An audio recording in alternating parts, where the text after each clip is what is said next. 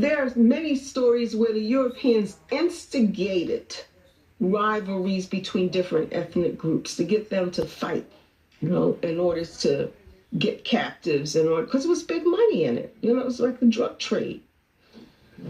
And what's wild is it seems like they do the same exact tactics now with neo-colonial in regards to this conquer and divide. And I think some people separate that tactic as if it's a new tactic and they haven't been using this tactic. Right. What was it? Bishop Turner in the 1870s said, "Do not trust the white man, he will betray you." What was it? Bishop Turner in the 1870s said, "Do not trust the white man, he will betray you." Yeah, so I mean, we're dealing with the same element years apart. Yeah, so I mean, we're dealing with the same element years apart.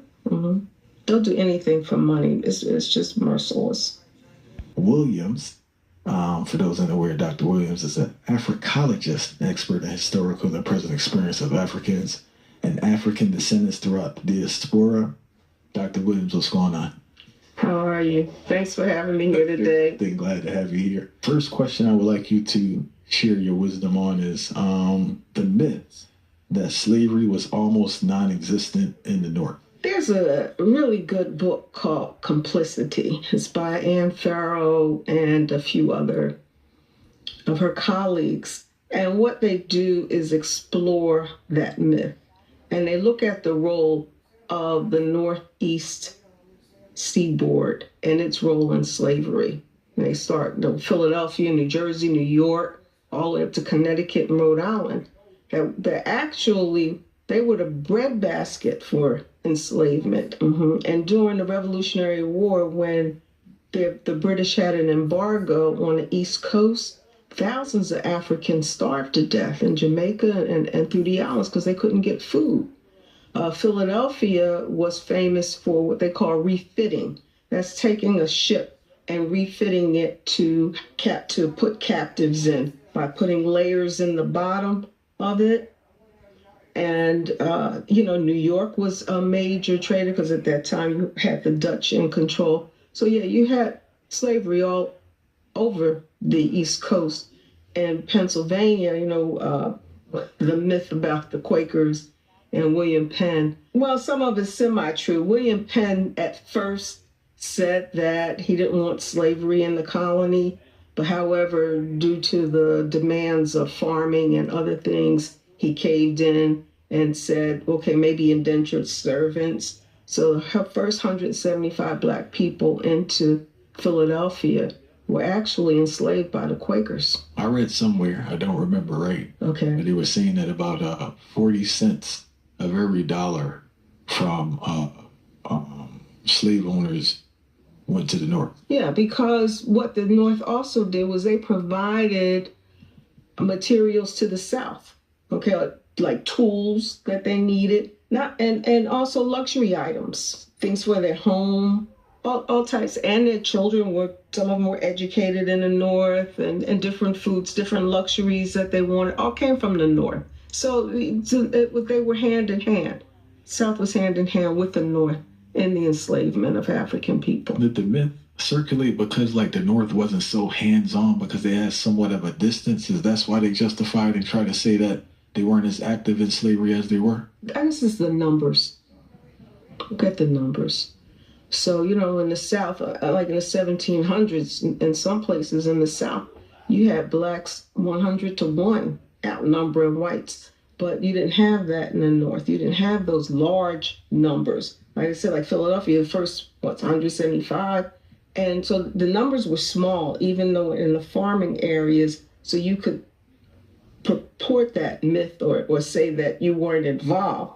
But they definitely were here. There has been disdain among some African Americans towards Africans, right? Believing they were responsible for selling them into slavery. While this may be true in some cases, it's not the full story. For example, I saw on your website, 1787, is his name King Al-Mami? All right. He passed a law making it illegal to take enslaved Africans from his kingdom and even return gifts from French slave traders that were meant as bribes. Can you discuss the complexity of African involvement in the slave trade? Right. Well, first thing you have to think about is we're talking 400 years. So over 400 years, there are many nuances. Okay, so I mean, you can't really encapsulate one period and say this is what happened. However, even according to one of the most conservative African American historians, Henry Louis Gates, his number, I don't know how he comes up with this, said that 40% of Africans were complicit in the slave trade. Okay, so all right, even if we take his 40%, we have to define what does complicity mean. So yes, at the beginning there were negotiations, there were warfare between different ethnic groups, and people were captured, and those captives were sold or traded into slavery. But like as you get into the 1700s, those Africans who resisted were forced. Chiefs were either killed or they were banished to other islands. There's a story I just heard about where one of the kings was banished to Barbados. Yeah, and so they were forced after a period of time to engage in this.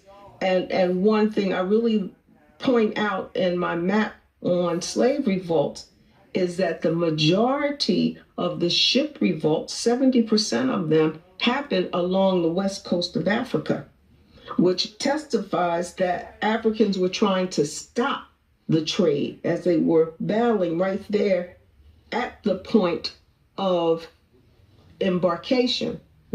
So there are many stories involved, and then knowing Europeans. There's many stories where the Europeans instigated rivalries between different ethnic groups to get them to fight, in order to get captives, because it was big money in it. It was like a drug trade. Right. What was it? Do not trust the white man. He will betray you. Yeah, so I mean, we're dealing with the same element years apart. They'll do anything for money. It's just merciless. There's another myth I want to talk about, that Africans were docile on plantations, right? But history records over 400 major revolts, please correct me if I'm wrong, excluding countless acts of resistance that went undocumented. How has history perpetuated the false idea that enslaved people accepted their fate without resistance?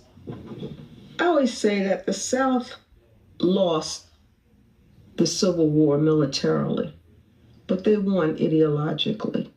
And the myths surrounding the nature and character of Black people emanate primarily from the South, as Black people being criminals, criminalization of the race, as you said, the docility, the ignorance, the genuine acceptance of slavery by these people. And again, we're talking a couple of hundred years. So at different points, you're going to see different activities. Like you see a peak of revolts, like in the 1700s, mid 1700s, all the way up to the 1800s, into the end of slavery. Well, what happened those first 200 years? Well, number one, people were dazed. They were traumatized. They didn't know what was going on. They're torn from their family. They're coming, and then by the time you get up to the third generation, you did have some Black people that accepted their fate. They believe, hey, I was a slave. I'm a slave. My parents were slaves. My grandparents were slaves. That's all they could see. They could not see it. If you would have asked a Black person in 1800 if they thought they were ever going to be free, they would say no, right? They didn't see it. It's just like when we ask Black people today, you think you're ever going to get reparations? No, you can't see it, right? That was their fate. So you're going to have all kinds of stories, but I believe resistance took place every day in a number of different forms. Slowdowns, poisoning. You notice in these old movies, before white people got ready to eat, they always had a Black person taste their food first. Fires. That's a big one. Setting things on fire. New York almost burned down. Montreal, they just burnt.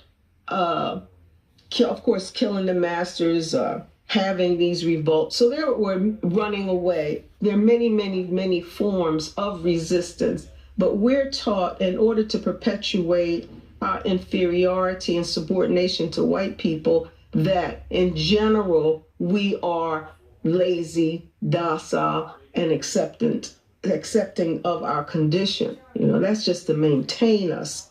But Black people fought from the very beginning. And I have on the map 263 revolts on land. Those are documented. Now, the problem is these are the ones that are documented in English, okay? But remember, we got the Portuguese, we got the French, we have the Dutch, so doing research in those languages and those areas, we could uncover many more. Also, remember, the whites did not want Blacks to find out about the revolt. So a lot of the information is not publicized or they didn't put it in newspapers. So it's a process of uncovering, which I look at this project as ongoing. And everywhere I go, I try to go to the museums, talk to people to see if I can uncover more revolts. And Eric Taylor, in his book, If We Must Die, he documented 500, and this is just English speaking, 500 revolts on ships. All right. So there was probably, 10 times that amount. And it was because of those revolts that we actually have the end of enslavement. And, the history we're taught is, it was the white abolitionists who freed us. That was a part of it. But the major part were those revolts. They were expensive. People were dying. People were afraid. They had to come to some consensus. How empowering was it for you when you started to learn about these revolts? It was very empowering, especially the women. And I always get asked, "What about the women?" To see, what they came up with and the lengths they went through to have these revolts. It was just amazing to me. And I started the project being an A-level historian. Because I'm really, truly a political scientist, but I really thought I knew a lot about history. But I just learned so much, And I think one thing that also empowered me in a kind of perverse way are the punishments. Granddaddies, bring your furry friends along. We're pet friendly, so your pets can enjoy the treasure hunt too. Whether you're a collector, decorating your home, or searching for that perfect gift, Granddaddies has it all. Just off I-40, exit 145. Come for the treasures. Stay for the memories at Granddaddy's Antique Mall.